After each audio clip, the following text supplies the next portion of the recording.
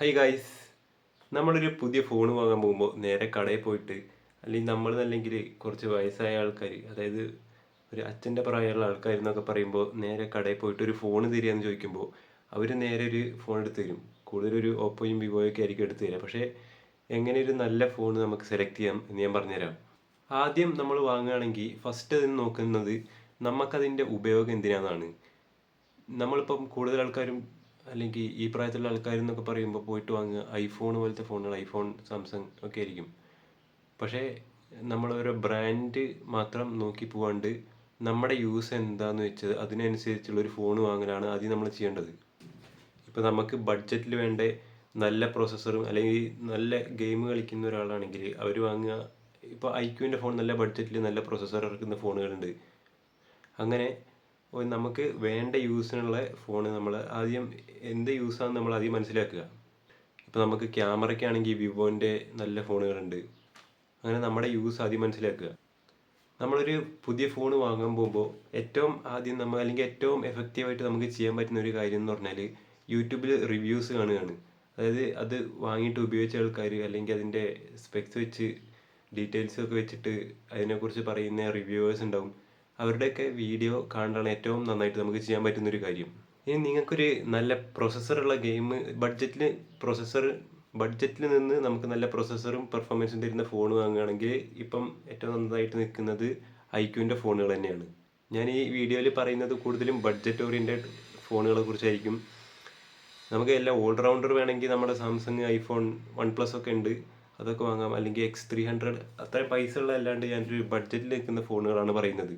ക്യാമറയ്ക്കാണെങ്കിൽ വിവോൻ്റെ ഫോണുകളുണ്ട്. Vivo V70 ഇറങ്ങിയിട്ടുണ്ട്, അല്ലെങ്കിൽ launch ചെയ്ത് നിൽക്കുന്നുണ്ട്. ആ വി സീരീസിന് നല്ല ക്യാമറ തരുന്ന പെർഫോമൻസ്, അല്ല നല്ല ക്യാമറ ഫോക്കസ്ഡ് ആയിട്ട് വിവോ ഇറക്കുന്ന ഫോണാണ് വിവോ V series. ആ ഫോൺ എൻ്റെ അമ്മേൻ്റെ കയ്യിലുണ്ട്, ഇപ്പോഴും ഉപയോഗിച്ചുകൊണ്ടിരിക്കുന്നുണ്ട്. നല്ല ഫോണാണ്. കുറച്ച് ബാക്കി കാര്യങ്ങൾ കുറച്ച് ഡൗൺ ആക്കിയാലും ക്യാമറ നല്ല ക്യാമറയാണ് ഇപ്പോഴും. പിന്നെ നമ്മൾ ബാറ്ററി ഹെൽത്തിനെ കുറിച്ച് നോക്കുമ്പോൾ ഇപ്പം അറിയാലോ ചൈനീസ് ബ്രാൻഡ്സിനാണ് ഇപ്പോഴും നല്ല MAH തന്നിട്ട് 10,000 MAH ഒക്കെ വെച്ച് ഫോണുകൾ ഇറക്കുന്നുണ്ട്. അതിൽ ഐക്യു ഉണ്ട്, 7,000 MAHൻ്റെ ഫോണുകൾ ഇറക്കുന്നുണ്ട്. ടെക്നോ പോവാന്ന് പറഞ്ഞിട്ട് കെറു 2 എന്നൊക്കെ പറഞ്ഞിട്ടൊരു ഫോണുണ്ട്. പക്ഷേ അത് ബാറ്ററി ചൈനീസ് ബ്രാൻഡ്സ് നല്ല ബാറ്ററിയിൽ നല്ല ഫോണുകൾ ഇറക്കുന്നുണ്ട്. അപ്പം ഞാൻ പറയുന്നത് ഫാസ്റ്റ് ചാർജിങ് മാത്രം നമ്മൾ നോക്കിയിട്ട് ഫോൺ എടുക്കുന്നതിനേക്കാൾ നല്ലത് അതിൻ്റെ MAH കൂടി നോക്കിയിട്ട് എടുക്കുന്നതാണ്. ഇപ്പോൾ 120 വാട്ട്സിൻ്റെ ഫാസ്റ്റ് ചാർജർ എന്ന് പറയുമ്പോൾ വേഗം ചാർജ് കയറും.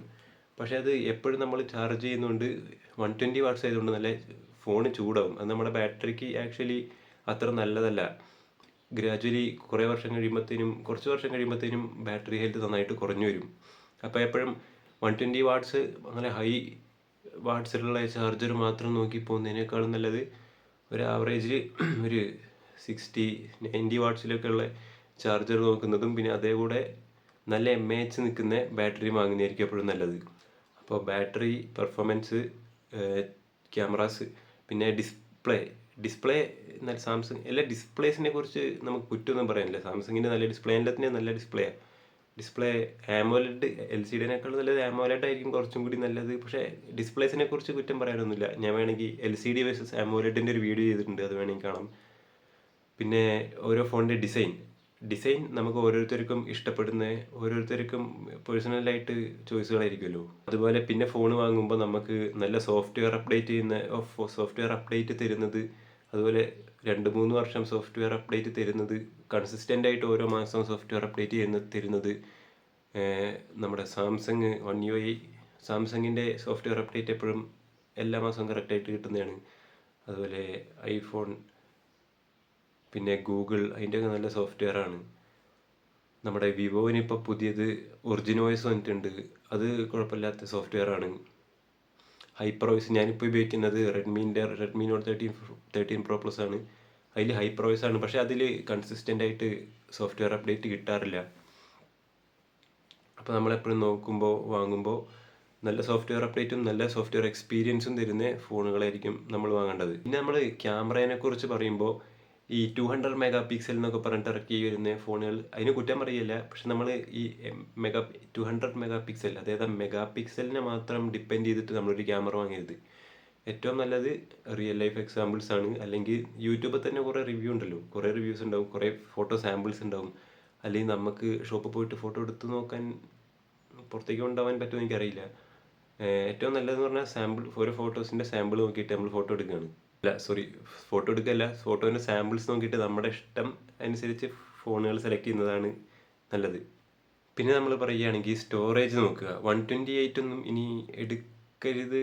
എന്താണ് എടുക്കാൻ, നമുക്ക് ഒരു യൂസ് ഉണ്ടാവുമല്ലോ.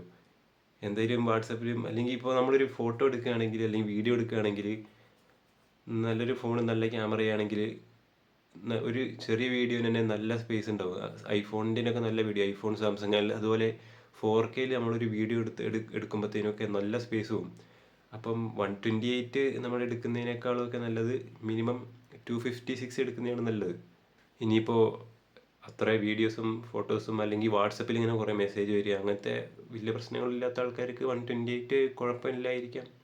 പിന്നെ ഒരു നല്ല എക്കോസിസ്റ്റം ഉള്ള ഫോൺ, ബെസ്റ്റ് എക്സാമ്പിൾ ഐഫോൺ തന്നെയാണ്. നമ്മുടെ ഫോണിൽ നിന്ന് കമ്പ്യൂട്ടറിലേക്ക് വേഗമായിട്ട് വീഡിയോസ് അല്ലെങ്കിൽ ഐപാഡിലേക്കൊക്കെ വീഡിയോസ് വേഗം ഷെയർ ചെയ്യുക.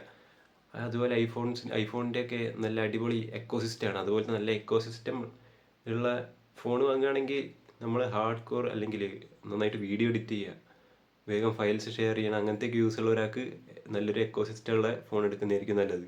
പിന്നെ ഒരു ഫോൺ വാങ്ങുമ്പോൾ വേണമെങ്കിൽ ഒരു റീസെയിൽ വാല്യൂ, അതൊക്കെ ഓരോരുത്തരും ഇഷ്ടമാണ്. റീസെയിൽ വാല്യൂ കിട്ടുന്ന ഫോൺ വാങ്ങുക, അത് പറയുകയാണെങ്കിൽ ഐഫോൺ തന്നെ ആയിരിക്കും കൂടുതൽ. റീസെയിൽ വാല്യൂ ഉള്ള ഫോൺ വാങ്ങുകയാണെങ്കിൽ നമുക്ക് ഇനി അടുത്ത പ്രാവശ്യം വിൽക്കുമ്പോഴത്തേനും പൈസ കുറച്ചും കൂടി കൂടുതൽ കിട്ടുമായിരിക്കും. അത് ഓരോരുത്തരുടെ പേഴ്സണൽ ആയിട്ടുള്ള ചോയ്സാണ്. നമുക്ക് പറയാനുള്ള ക്യാമറ, ചിപ്സെറ്റ്, ഡിസ്പ്ലേ, ചാർജിങ്ങും ബാറ്ററി ഹെൽത്ത്, ബാറ്ററി കപ്പാസിറ്റി, അതൊക്കെ നോക്കിയിട്ട് വേണം ഒരു നല്ല ഫോൺ എടുക്കാൻ. ബഡ്ജറ്റിൽ നമുക്കിപ്പോൾ ഉള്ളത് നല്ല ഫോൺ എന്ന് പറഞ്ഞാൽ ഞാൻ നേരത്തെ പറഞ്ഞ പോലെ IQ ഗെയിമിങ്ങിന്, പെർഫോമൻസിന്. പിന്നെ ക്യാമറ ആക്ച്വലി നല്ല ഫോണുകളുണ്ട്. വിവോൻ്റെ V സീരീസ് ഉണ്ട് ബഡ്ജറ്റിൽ നിൽക്കുന്നത്. പിന്നെ പിക്സലിൻ്റെ പഴയ വെർഷനൊക്കെ പൈസ കുറഞ്ഞ് വരുന്നുണ്ട് തോന്നുന്നു. പക്ഷേ അതിനേക്കാൾ നല്ലത് ഇപ്പോൾ പുതിയ വിവോൻ്റെ ഫോണുകളുണ്ട്, അത് എടുക്കുന്നതായിരിക്കും. പിന്നെ ബാറ്ററി ഹെൽത്ത് പറഞ്ഞ പോലെ ഇപ്പോൾ മാക്സിമം നല്ല ചൈനീസ് ഫോൺസ് എല്ലാം ബാറ്ററി ഹെൽത്ത് നന്നായിട്ട് കൂട്ടി വരുന്നുണ്ട്. അതുപോലെ ഫാസ്റ്റ് ചാർജിങ് അവർ നന്നായിട്ട് കൂട്ടി വരുന്നുണ്ട്. പിന്നെ നല്ല OS ഉള്ള ഫോൺ എടുക്കുക. നല്ല OS എന്ന് പറയുമ്പോൾ ഇപ്പോൾ ഏറ്റവും ബെസ്റ്റ് ഉള്ളത് തന്നെ ഐഫോൺ, സാംസങ് ഒക്കെ തന്നെയാണ്. പക്ഷേ സാംസങ്ങിൻ്റെ ഗ്രീൻ ലൈൻ ഇഷ്യൂ ഇപ്പം അത്ര പ്രശ്നമില്ലാതൊന്നും. പക്ഷേ ബെസ്റ്റ് സോഫ്റ്റ്വെയറിനെ കുറിച്ച് പറയുകയാണെങ്കിൽ സാംസങ്, ഐഫോൺ, അവരൊക്കെയാണ്. ഐഫോൺ, പിന്നെ നമ്മളെ ഗൂഗിൾ, അതൊക്കെയാണ് വൺ ഓഫ് ദ ബെസ്റ്റ്. അതായത് അങ്ങനെ പറയുന്നില്ലെങ്കിലും നല്ല സോഫ്റ്റ്വെയർ നല്ലത് അവർ തന്നെയാണ്. പക്ഷേ ബാക്കിയുള്ള ഫോൺസും ഇപ്പോൾ ഓക്സിജൻ OS ഒക്കെ നല്ല സോഫ്റ്റ്വെയർ ആണ്. OS എന്ന് പറയുമ്പോൾ ഇപ്പോൾ വിവോ അവരുടെ ഫൺ ടച്ച് OS മാറിയിട്ട് വരുന്നതാണ് ഈ OS. അതുപോലെ ഓക്സിജൻ OS പറഞ്ഞല്ലോ, OnePlusൻ്റെ ഓക്സിജൻ OS നല്ലതാണ്. പിന്നെ ഓപ്പോൻ്റെ കളർ OS അവർ നല്ലതാക്കി വരുന്നുണ്ട്. ഹൈപ്പർ OS നല്ലതാണ്, കുഴപ്പമൊന്നുമില്ല. അവരുടെ സോഫ്റ്റ്വെയർ കറക്റ്റായിട്ടുള്ള അപ്ഡേറ്റ് കിട്ടുന്നില്ല എന്നേ ഉള്ളൂ. അങ്ങനത്തെ ചില പ്രശ്നങ്ങൾ നമ്മൾ നോക്കണം. അത് ഞാൻ പറഞ്ഞ പോലെ കറക്റ്റ് റിവ്യൂസിലൊക്കെ ഉണ്ടാവും. അപ്പോൾ നമ്മൾ എപ്പോഴും നല്ലൊരു ഫോൺ വാങ്ങുമ്പോൾ നമ്മുടെ യൂസ് അനുസരിച്ച്, നമ്മുടെ യൂട്യൂബിൽ തന്നെ കുറേ റിവ്യൂസ് ഉണ്ടാവും. നിങ്ങൾക്ക് എന്തെങ്കിലും റിവ്യൂസ് വേണമെങ്കിൽ നിങ്ങൾ കമൻറ്റ് ഇടുന്നതനുസരിച്ച് ഞാൻ റിവ്യൂസ് ചെയ്യാം. പിന്നെ പറഞ്ഞല്ലോ ഓൾറൗണ്ടർ അല്ലെങ്കിൽ ഏറ്റവും ബെസ്റ്റ് എന്ന് പറയുമ്പോഴത്തേനും ഐഫോൺ, അതുപോലെ സാംസങ്, ഇപ്പോൾ വിവോ, ഷോമി, അവരുടെയൊക്കെ ഹൈ എൻഡ് ഡിവൈസുകളുണ്ട്. OnePlus ഒക്കെ ഇപ്പോൾ നല്ല അടിപൊളി ഫോണാണ്. OnePlus 15, IQ15 അതൊക്കെ 75,000. അതുപോലെ ഐഫോൺ 17 80,000 പിന്നെ അബവ് 1 lakh ഐഫോൺ, സാംസങ്. പിന്നെ പിക്സലിൻ്റെ ഫോണുകളുണ്ട് നല്ലത്. ടെൻസർ G4 എന്ന് പറഞ്ഞ ടെൻസറിൻ്റെ ചിപ്സെറ്റ് വെച്ചിട്ടുള്ളത്. അത് ഹൈ ഗെയിമിങ്ങിന് പറ്റില്ല, അത് ചെറിയ പ്രശ്നങ്ങളേ ഉള്ളൂ. അത് ഹൈ ഗെയിമേഴ്സ് ആ ഫോൺ അധികം എടുക്കാൻ തന്നെ ചാൻസ് കുറവാണ്. നല്ല സോഫ്റ്റ്വെയർ അപ്ഡേറ്റ്, നല്ല ക്യാമറ, അങ്ങനത്തെയൊക്കെ തരുന്നതാണ് ഗൂഗിളിൻ്റെ ഫോൺസ്. പിന്നെ ഒരു ഫോൺ എടുക്കുമ്പോൾ അതിൻ്റെ നെറ്റ്വർക്ക് ബാൻഡ്സ് ഒക്കെ നോക്കിയിട്ട് എടുക്കുമ്പോൾ കുറച്ചും കൂടി നല്ല റേഞ്ചുകൾ കിട്ടും, അങ്ങനത്തെ കാര്യങ്ങളൊക്കെ കിട്ടും.